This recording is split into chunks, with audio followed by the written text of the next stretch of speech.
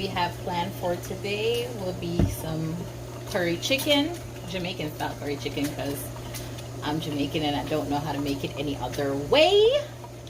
I'm just washing my hands. Obviously my hands was already clean, but for your guys' purposes, I am washing my hands again. And then we're gonna prep our chicken.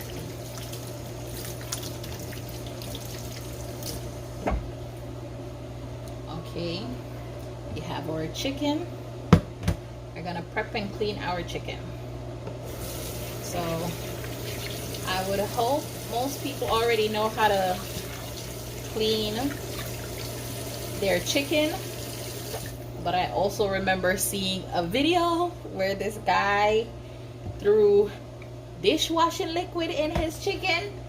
So instead of dishwashing liquid, guys, use some white vinegar, or, well, the amount you like. I like to put a lot.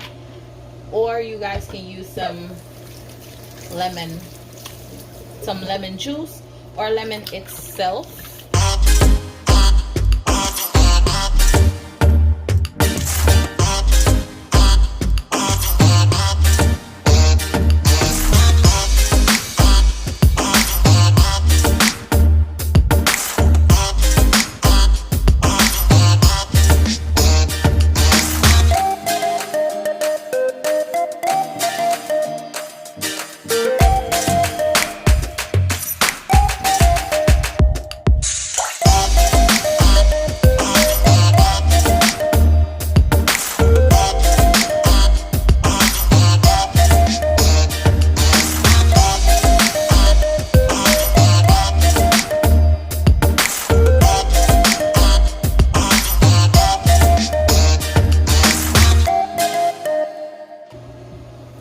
So I put garlic powder.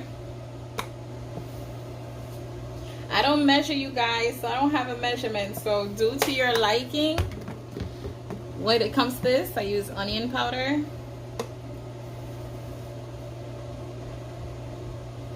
I don't know how to measure. I'm terrible at measuring. I use salt.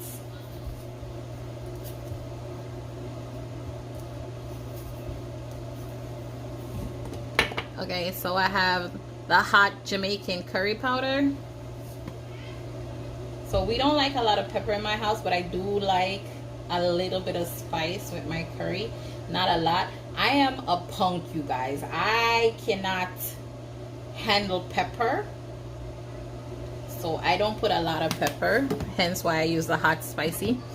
But I use a little bit of that compared to the Jamaican curry powder. Sorry, you guys, the powder went up in my nose. So, and this is just a regular Jamaican curry powder, and I use a lot more of that in my curry. I also use lemon pepper, not too much. And then I put a little bit of ground black pepper. Like I said, black pepper is the most spice I can handle. Most spice I can handle, you guys. So this is it. And kind of just mix that up together.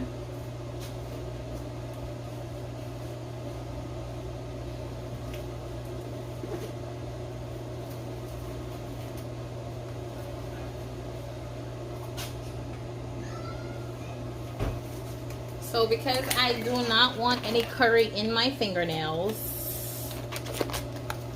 I know it's not a food gloves, don't come for me, I use gloves to mix it around.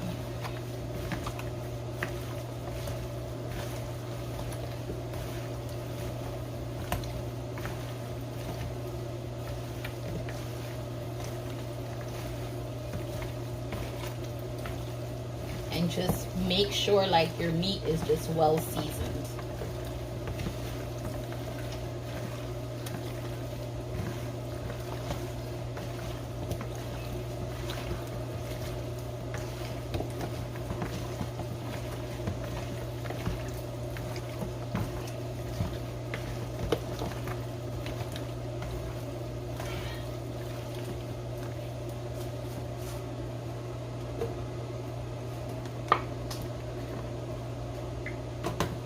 put a little bit of oil just to make sure that curry. This is a trick that a friend of mine showed me. So I put like a handful, if you can see that, like a palmful. It's a trick that my friend, one of my friends taught me. She said her mom taught it to her, so I guess it's like a family secret, but I'm not family, so yeah, that's when you're close to good friends. Great. She said put a little oil on there whenever you're doing your curry, and it will keep the curry on your chicken, which is essentially what you're trying to do, right? So I just put a little oil on there, mix that around. Nice and seasoned.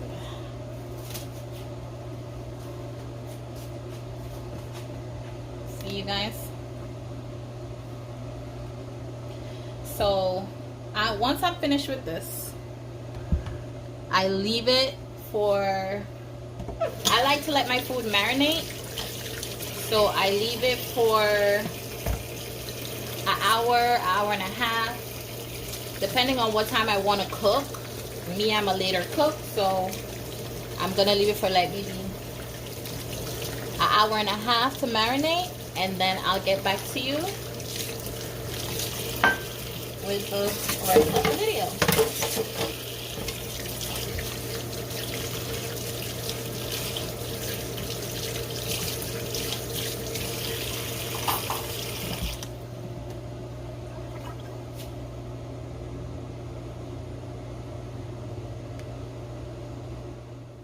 Hi guys, and we are back.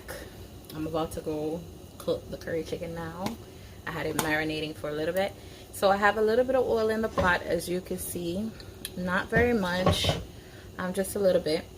Have the curry. I'm gonna burn a little curry before I actually start currying the chicken.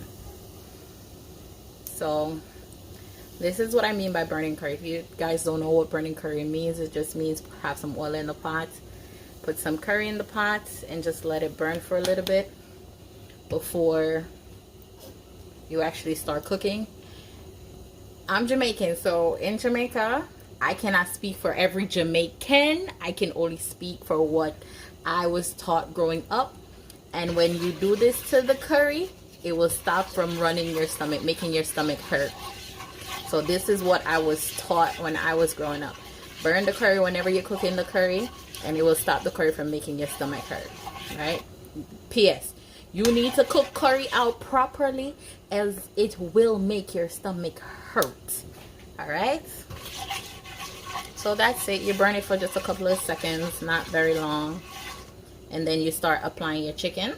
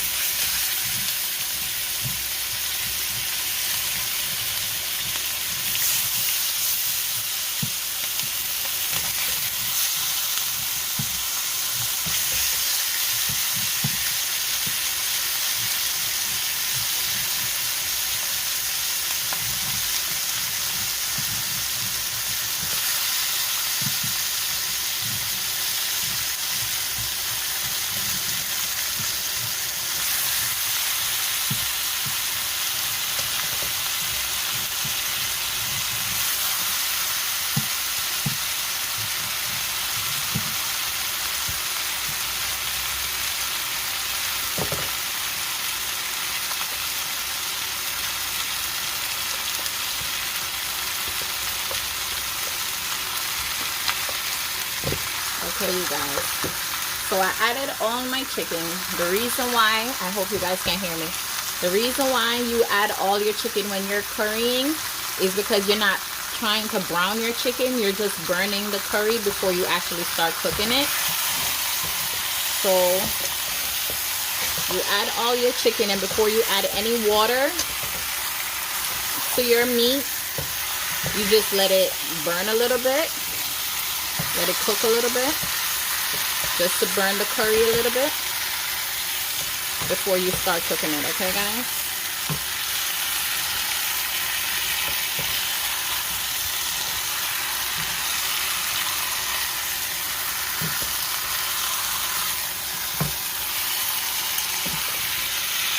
Look at that, that is so beautiful.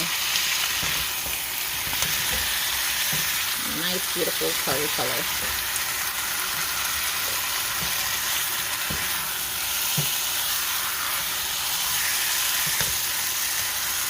Okay, so I'm gonna let that continue to burn just a little bit longer. And these are the seasonings I will be adding. I'll be adding some scallion, some onion, some garlic, and some thyme. And not everybody curry the same. Let me say this. Not everybody curry the same, meaning not everybody add their own seasoning. To mine, my friend, she says she loves my curry. And she loves when time I add in my carrots and my potato. So she said must make sure I add extra potato in the fire. So I'm adding in the potato and the carrots into it. That's how I curry, you guys. I like to add my potato and my carrots into my curry. I feel like your food should be wholesome and yummy in every aspect. And guess what? If all you want is meat, you eat meat with a little bit of potato, and that's dinner. Although I suggest eating it with something else, though, you guys. Right? Don't just eat it by itself. Alright, so see, that's my curry have managed to burn a little bit longer.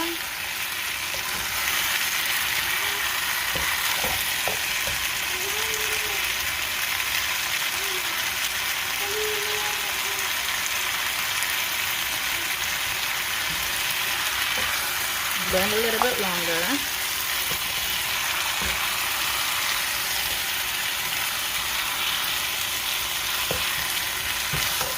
I'm gonna add my seasonings in now.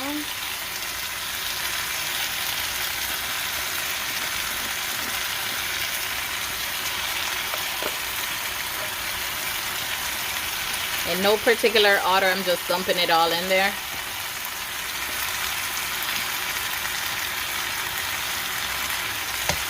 Just dumping it all in there. Look like I might have needed another onion, but hey, that's fine.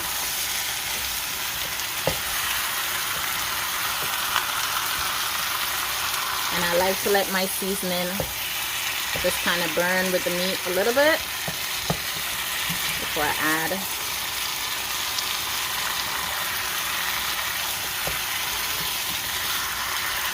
any water or anything to it.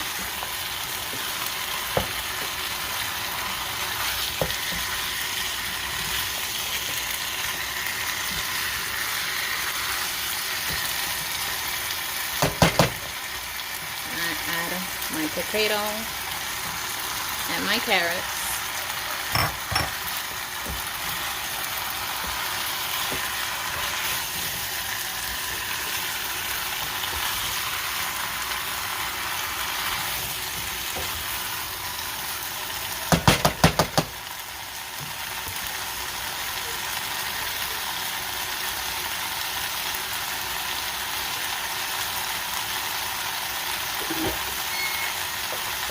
Okay, so after I do all of that, I'm kind of just rinsing the container to get out the remainder of my curry seasoning out of it. And your chicken springs water, ladies and gentlemen. Like, if you're not a very good cooker and you're just learning how to cook, you don't need to add a lot of water to your chicken when your chicken is cooking, because your chicken springs its own water. So you don't need to add that much water. So you add a little bit of water, and then you check on it time to time, and if you need to add more, add more. Anytime you add water to your chicken, my friend also told me this, like whenever you're cooking, whatever meat you're cooking, it could be chicken or whatever you're cooking, anytime you add water to it, make sure your water is warm or hot, because she said cold water makes your meat tough. So you put your heat at about a medium high, just so the chicken can start springing its own water, because you already have a little bit of water in there to start the cooking process.